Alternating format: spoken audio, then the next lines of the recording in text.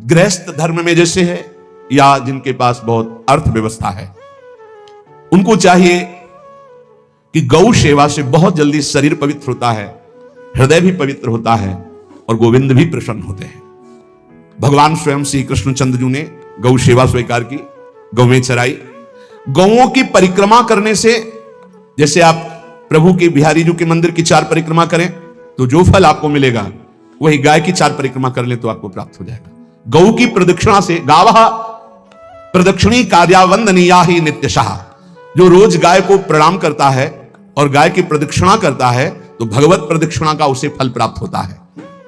जहां गौएं विराजमान होती हैं वो बड़ा पवित्र दिव्य तीर्थ स्थल माना जाता है। गौएं जहां विराजमान रहती, गौशाला में भजन करे तो कई गुना बढ़कर के प्राप्त होता है।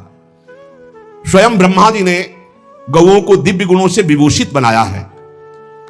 अप्यागाराणि विप्राणाम देवतायतनानि च यद गोमयेन शुद्ध्यन्तिम किम ब्रूमो हृदिकम ततः। गाय के गोबर से जहां लेपा जाता है वहां जिस देवता का आवाहन करोगे वही देवता आकर विराजमान हो जाएगा। अपवित्र भूमि में भी यदि गाय के गोबर का लेप कर दिया जाए तो परम पवित्र मानी जाती है।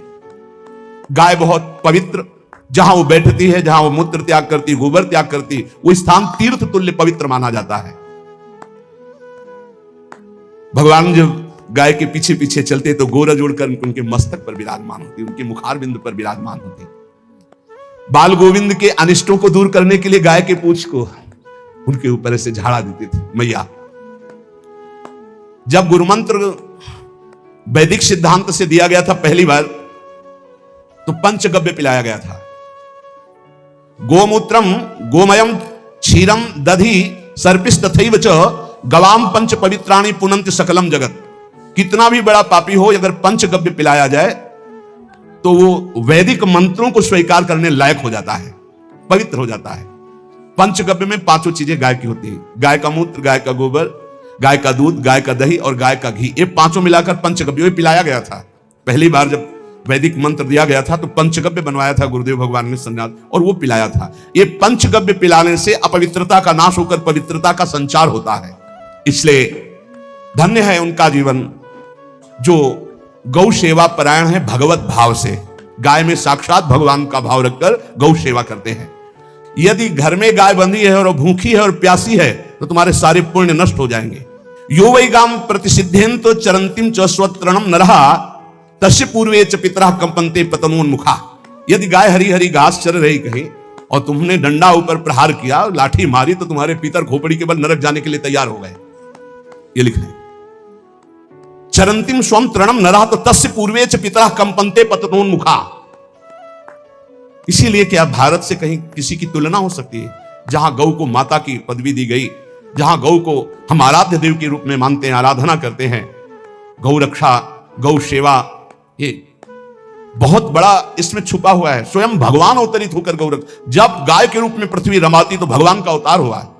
बड़ा विचित्र समय आता चला जा रहा है कि अब आधुनिक यंत्रों की ऐसी सेवाएं हो गई बड़ी बड़ी कि अब ना बैल की जरूरत है, और ऐसे दूध की महंगाई बन गई कि अब देसी गाय 2 लीटर 3 लीटर 4 लीटर, और ऐसी ऐसी कि 20-20 25-25 लीटर दे तो कौन देसी गाय को। गौओं का सेवा का भावना शास्त्र आज्ञा करता है कि जो प्रतिदिन अग्रग्रासे परोभावा कर्तव्यो भक्ति तोन्वहम अकृत्वा स्वयं आहारम कुर्वम नापनोति दुर्गतिम।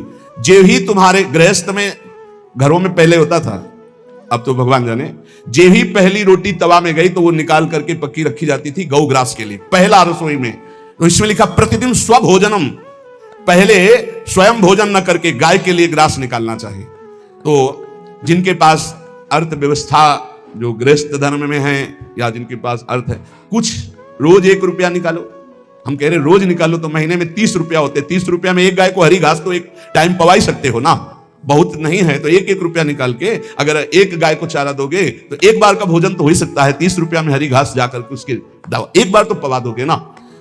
अग्रग्रासे परोभावा कर्तव्यो भक्ति तोन्वहम, भक्ति पूर्वक गाय को 1 ग्रास भोजन में 1 रोटी तो निकालना चाहिए गाय के लिए, ऐसा शास्त्र आज्ञा कहता है।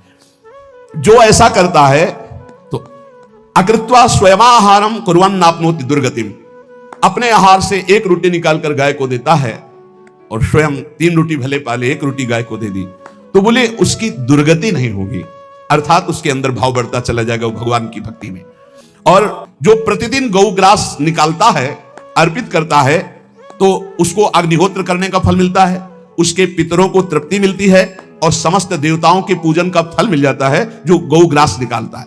यो वै ताड्यते यष्ट्याधेनुम मर्त्यो विमूढ़धि। जो मूर्ख मनुष्य, जैसे अब गाय दूध नहीं दे रही, डंडे डंडे मार रहे हैं, इंजेक्शन लगा रहे हैं, ऐसे वैसे कर रहे हैं, उसको ताड़ना दे रहे हैं, तो बोले जो मूढ़ बुद्धि मूर्ख मनुष्य, यो वै ताड्यते यष्ट्याधेनुम मर्त्यो विमूढ़धि, वो गाय को लाठी से मारता है, डंडे से मारता है, हाथों से मारता है, तो धर्मराजस्य नगरेसा याति कर वर्जिताहा।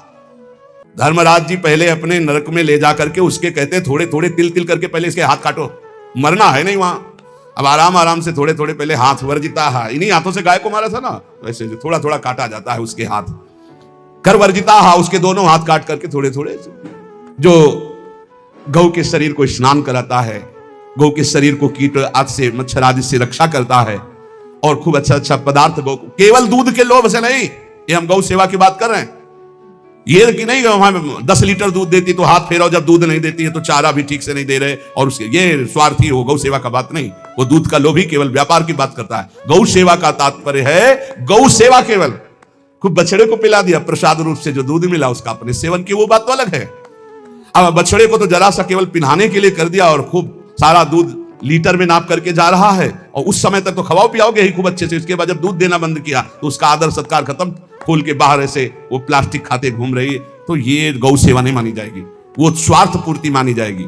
जो सदैव गौ सेवा करता है, उसके डांस मच्छर हटाता है, स्नान कराता है, पीठ में हाथ फेरता है, उसके पूर्वज जो पितर होते हैं वो नाच पड़ते हैं, उनका मंगल होना शुरू हो जाता है कि हमारे वंश में गौ सेवक पैदा हुआ, बड़ा भाग्यवान है, और वो गौ के द्वारा हमें तार देगा, ऐसा भाव। गौ सेवा हमारे सनातन धर्म में बहुत बड़ा स्थान गौ सेवा का है। पर एक बात ध्यान रखें, इन सब सेवा का फल है भगवान के चिंतन में निरंतर वृत्ति डूब जाए, हमारी एक एक वृत्ति, एक एक क्षण भगवान के चिंतन में डूब जाए। अगर नहीं तो हम आपको उत्तर दे रहे हैं, क्या महाराज नृग जैसा कोई गौ सेवक हुआ है दानी?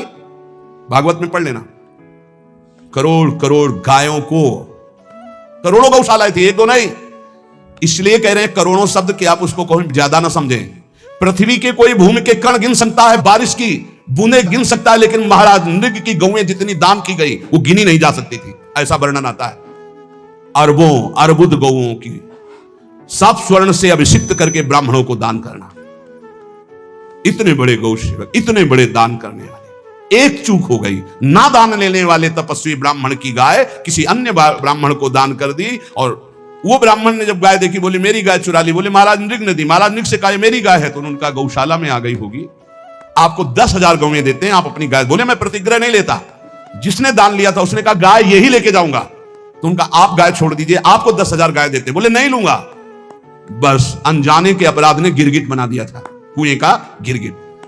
पर भगवान बड़े कृपालु हैं, गौ सेवक थे, इसलिए गोविंद द्वारिकाधीश जी ने उनका उद्धार किया। सब साधन का फल है अच्युत भावना से युक्त होकर, भगवत भावना से युक्त होकर निरंतर भजन करते हुए सेवा परायण रहो, चराचर जगत की सेवा परायण रहो। भजन करना ही सबसे बड़ा परम धर्म है। हम सब सेवाएं करें जगत की, लेकिन अंदर से राधा राधा राधा, गोविंद गोविंद गोविंद गोविंद, आनंद आ जाएगा। तन से सेवा करो, मन से भगवान के चिंतन, मामनुष्मर युद्ध थे, भगवान के चिंतन में रहो। सेवा और व्यापार में अंतर होता है। गौ सेवा के बहाने से धन का जो दान लेना है और उसका अपने में प्रयोग करना, मैं पितरों सहित नरक जाना है, लिख लो। गौ सेवा के बहाने से दान लेना और उसका अपने परिवार के सुख में पैसे का प्रयोग कर देना या अपनी वासनाओं की पूर्ति में लगा देना।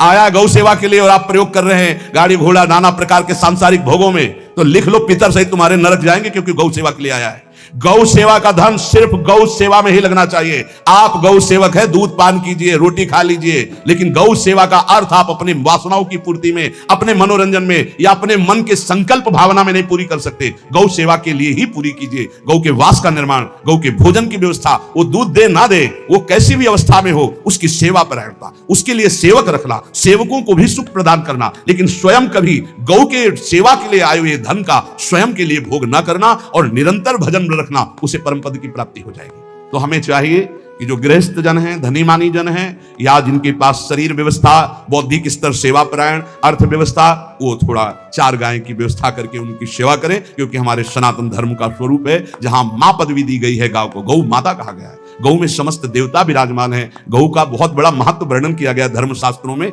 यहां तक कि जब कोई ऋषि नाराज होता था तो आगे गाय करके जाया जाता था, तो क्षमा हो जाती थी। गाय को देखते ही वो क्षमा कर देते थे। बहुत महिमा वर्णन की गई है गौ की। इसलिए जिसको भी अगर नहीं अर्थव्यवस्था है तो एक रोटी तो निकाल सकते हो ना।